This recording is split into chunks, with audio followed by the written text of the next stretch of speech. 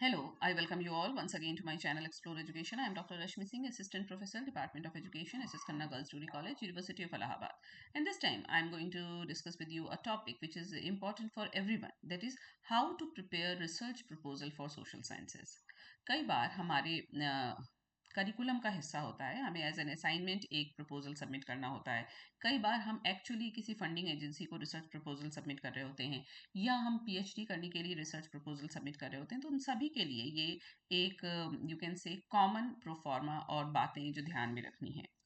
तो preparing a research proposal for the social sciences is a systematic process of justifying the importance of a study. सबसे महत्वपूर्ण क्या कि हमको क्या जस्टिफाई करना है कि वो स्टडी जो अध्ययन हम प्रपोज करने जा रहे हैं उसकी महत्ता को जस्टिफाई करना है, and detailing how it will executed, और ये उसकी एक एक डिटेलिंग बतानी है कि वो कैसे एग्जीक्यूट किया जाएगा.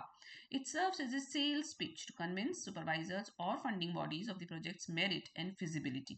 एक तरीके से ये सेल्स पिच की तरह काम करता है, जिससे कि जो सुपरवाइजर्स हैं या जो फंडिंग बॉडीज हैं हम उनको कन्विंस कर सकें कि इस प्रोजेक्ट में गुण भी है और ये हो भी सकता है, फिजिबल है. तो सबसे पहले हम क्या करेंगे, conceptualization and planning. Before writing you must define the what why and how of your project. सबसे पहले हमें ये तय करना है कि हमें क्या करना है, क्यों करना है और कैसे करना है. तो हम क्या करेंगे, सबसे पहले एक रिसर्च प्रॉब्लम को आइडेंटिफाई करेंगे. Go beyond the general topic to find a specific puzzle और gap in existing knowledge that needs solving. कोई जनरल टॉपिक पे काम करने की बजाय हम कोई एक स्पेशल, एक विशिष्ट कोई हमको एक ऐसी गुत्थी लें, एक ऐसा गैप लें जो हमको दिखे कि एग्जिस्टिंग नॉलेज में ये गैप है जिस पर काम करने की ज़रूरत है. फिर हम देखें कि वो feasible है कि नहीं. Ensure the project can be completed with in the allotted time frame and with available resources. हमें ये भी देखना होगा कि जो हमने काम लिया है वो जो भी हमारा allotted टाइम फ्रेम है, जैसे मान लीजिए हम 2 साल का कोई प्रोजेक्ट देने जा रहे हैं तो 2 साल, या पीएचडी के लिए 3-4 साल हम लगाएंगे उसमें, और जो भी हमारे पास रिसोर्सेज है उसमें पूरा हो सके. अगर पूरा नहीं हो सकता तो उस काम को मत करिए. Consult stakeholders. PhD और ग्रेजुएट वर्क के लिए discuss your ideas with prospective supervisors early to refine the scope and align with departmental priorities. जो हमारा स्टेक होल्डर है उससे डिस्कशन करना जरूरी है. अगर आप पीएचडी करने जा रहे हैं तो आप अपने सुपरवाइजर से बात कीजिए कि इस जो हमने प्रॉब्लम ली है उसका स्कोप क्या है, वो डिपार्टमेंटल प्रायोरिटीज के साथ अलाइन है कि नहीं है. तो ये सब कुछ तो कंसेप्चुलाइजेशन और प्लानिंग में होगा. फिर core components of the proposal क्या होते हैं. While formats vary by institution, most social science proposals include 3 essential sections. ज़्यादातर, वैसे इंस्टीट्यूशन से इंस्टीट्यूशन वेरी करता है फॉर्मेट, लेकिन ज़्यादातर सोशल साइंस प्रपोजल में ये 3 सेक्शन होते हैं जो ज़रूरी है. पहला क्या है, title, A concise descriptive heading that captures the main concepts and variables of the study. उसमें आपका मेन कंसेप्ट भी आ जाएगा, वेरिएबल भी आ जाएगा टाइटल में. फिर आपको इंट्रोडक्शन देना है जिसमें आपको रैशनल देना है कि आप ये काम क्यों करने जा रहे हैं. State the central research problem. अपने अनुसंधान की समस्या को आप उसमें लिखिए इंट्रोडक्शन में. Provide the context and pitch the significance of the study answering the so what question. हम एक कंटेक्स्ट इमर्ज करते हैं इंट्रोडक्शन में जिसमें कि उस रिसर्च की सिग्निफिकेंस पता चले, और ये पता चले मतलब हमने उसको इमर्ज करते हैं अपनी प्रॉब्लम को इंट्रोडक्शन में, ताकि सो व्हाट, तो अब क्या किया जाए, ये प्रश्न उभरे. तब तो आप उस पर काम करेंगे ना. फिर आप करेंगे literature review. Summarize current scholarship to demonstrate your familiarity with the field. हम लोग ये बताने के लिए लिटरेचर रिव्यू करते हैं कि हम भाई इस विषय पर जानते हैं, जानकारी रखते हैं, है ना. तो जो करंट काम चल रहा है या जो पिछला काम इस टॉपिक पे आसपास हुआ है उसको हमको समराइज करना होता है. हालांकि आपको पता है कि इसको सिर्फ समराइज नहीं करना है, बल्कि क्या करना है, कंपेयर करना है, कंट्रास्ट करना है, एनालाइज करना है मेजर थेरीज एंड डिबेट्स को to identify the specific gap your work will fill, ताकि हम ये बता सकें कि हम जो काम करने जा रहे हैं वो कैसे इस गैप को फुलफिल कर सकता है जो हमें भी दिख रहा है. फिर हम क्या करेंगे, रिसर्च क्वेश्चंस या हाइपोथेसिस बनाएंगे. आपको पता है कि क्वालिटेटिव वर्क जब हम करते हैं तो रिसर्च क्वेश्चन बनाते हैं, क्वांटिटेटिव वर्क में हम हाइपोथेसिस बनाते हैं. तो हम क्या करें, अपने गोल को 2-3 क्लियर फोकस्ड क्वेश्चन में डिफाइन कर लें कि हमको ये काम करना है, इस रिसर्च वर्क के द्वारा हम इसकी पूर्ति करना चाहते हैं. If applicable provide a testable hypothesis predicting the relationship between variables. अगर हमारा क्वांटिटेटिव वर्क है तो हमें एक टेस्टेबल हाइपोथेसिस हमें बनानी पड़ेगी जिसमें कि जो हमारा वेरिएबल है उसके बीच के रिलेशनशिप को हम प्रिडिक्ट करेंगे. Okay, then methodology. हमको ये बताना पड़ेगा कि हम क्वालिटेटिव वर्क करने जा रहे हैं या क्वांटिटेटिव या मिक्स्ड मेथड अपनाएंगे. मिक्स्ड मेथड का मतलब होता है क्वालिटेटिव और क्वांटिटेटिव दोनों. फिर हम बताएंगे कि हम डेटा कलेक्शन कैसे करेंगे, हम इंटरव्यू लेंगे कि सर्वे लेंगे कि सर्वे करेंगे कि एथनोग्राफी करेंगे कि हम एनालिसिस टेक्निक लगाएंगे जैसे थीमेटिक एनालिसिस करेंगे या कोई स्टैटिस्टिकल सॉफ्टवेयर लगाने जा रहे हैं। फिर हम बताएंगे justify why these methods are the most appropriate for answering your questions.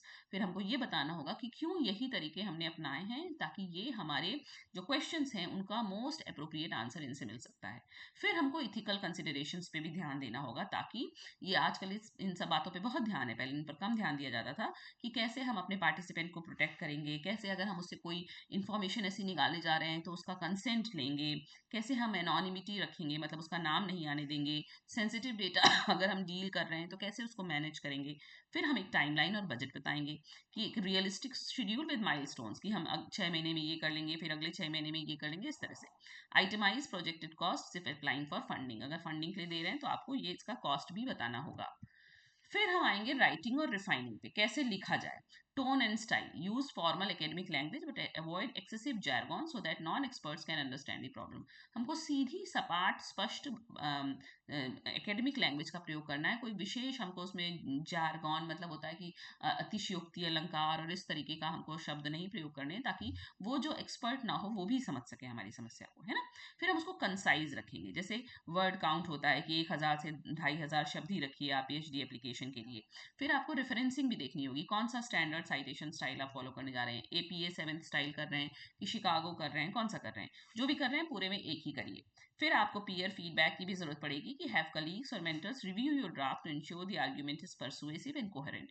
आप किसी से उसको अपने कलीग से उसका फीडबैक ले लीजिए, अपने मेंटर से कि आपने जो काम किया है वो ठीक ठाक है कि नहीं, कोहेरेंट है कि नहीं, कोई मेजर उसमें फ्लॉ तो नहीं है ना। और कॉमन पिटफॉल्स टू अवॉइड, क्या चीज़ है जो हमको अवॉइड करनी है, जो गलतियां हम जनरली करते हैं। ओवर एम्बिशन, हम बहुत ओवर एम्बिशियस होकर प्रोजेक्ट ना बनाएं, क्यों, क्योंकि बहुत ब्रॉड होगा तो वो कंप्लीट नहीं हो पाएगा। फिर वीक रैशनल ना हो, हम जो औचित्य दे रहे हैं वो कमजोर होगा तो वो पास नहीं होगा। Failing to explain why the research is necessary और how it contributes to existing theory. और लैक ऑफ डिटेल, अगर हमने डिटेल में नहीं दिया, बीइंग वेग अबाउट द मेथोडोलॉजी, अगर हमारी मेथोडोलॉजी क्लियर नहीं है कि हम कैसे अपनी टारगेट पॉपुलेशन तक पहुंचेंगे तो भी ये एक गलती मानी जाती है और आपका प्रोजेक्ट प्रपोजल अच्छा नहीं माना जाता है। अब एक सैम्पल फॉर्मेट देखिए, सबसे पहले क्या लिखिए, टाइटल ऑफ द प्रोजेक्ट लिखिए, फिर अपना नाम लिखिए, अपने सुपरवाइजर का नाम लिखिए, कौन सा प्रोग्राम है आपका, एमए है, एमबीए है, एमसीए है, एमएड है, बीएड है, व्हाटसोएवर, है ना। फिर किस डिपार्टमेंट, किस इंस्टीट्यूशन, और फिर लास्ट में डेट। ये एक सैम्पल फॉर्मेट है, इसमें चेंज पॉसिबल है, ये कोई एकदम स्टैंडर्डाइज्ड नहीं है, पर जनरली ऐसे ही बनाया जाता है प्रपोजल। फिर आता है आपका table of contents. Table of contents में पहले आएगा इंट्रोडक्शन। इंट्रोडक्शन में हमको क्या क्या देना होता है, बैकग्राउंड एंड कंटेक्स्ट, हम पृष्ठभूमि कहाँ से ये प्रॉब्लम इमर्ज होकर आ रही है उसका उसका उसका कंटेक्स्ट क्या है। फिर प्रॉब्लम को हम स्टेटमेंट में देते हैं, फिर हम रिसर्च क्वेश्चंस बताते हैं कि किन प्रश्नों के उत्तर के लिए ये रिसर्च की जा रही है, और फिर हम अपने रिसर्च की रेलेवेंस और इंपॉर्टेंस बताते हैं।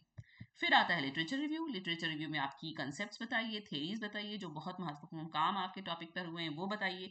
फिर कोई अगर डिबेट और कंट्रोवर्सी उसमें चलती है तो वो भी बताइए, और लास्ट में आप बताइए कि कहाँ नॉलेज में गैप एग्जिस्ट कर रहा है और किस लिए आपका काम इंपॉर्टेंट हो जाता है उस गैप को फुलफिल करने के लिए।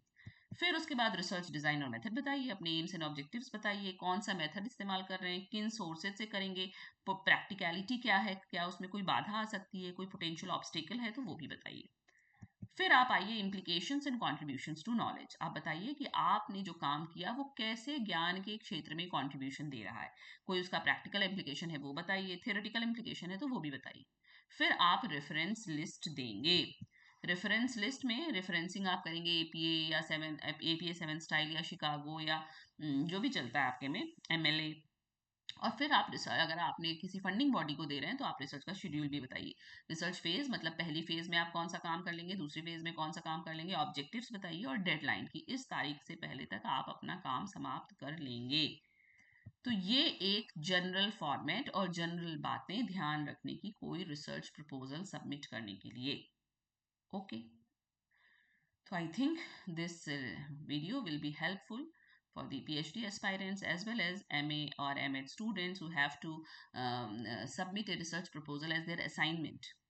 Okay, so thank you, and don't forget to like and subscribe my channel, Explore Education.